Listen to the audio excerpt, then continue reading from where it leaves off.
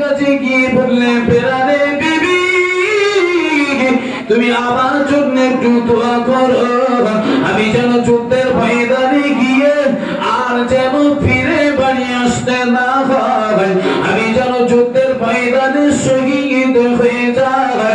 আবু সালমার বিবি দোয়া করে বললেন ও আমার প্রাণের স্বামী আপনি যুদ্ধের ময়দানে যাচ্ছেন চলে যান, আল্লাহ আপনাকে শহীদি মওত নসিবে কবুল করো। আবু সালমা বিবি স্বামীর জন্য শহীদ হওয়ার জন্য দোয়া করলো।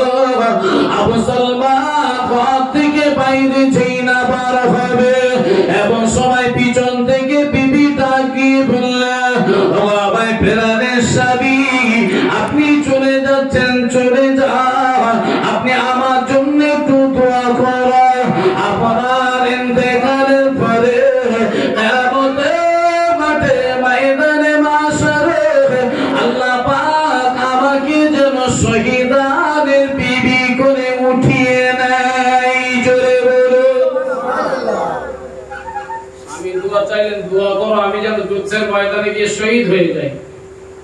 বিবি দোয়া চাইলেন আমি যেন হাসরের মাঠে শহীদানের বিবি হয়ে উঠতে পারি।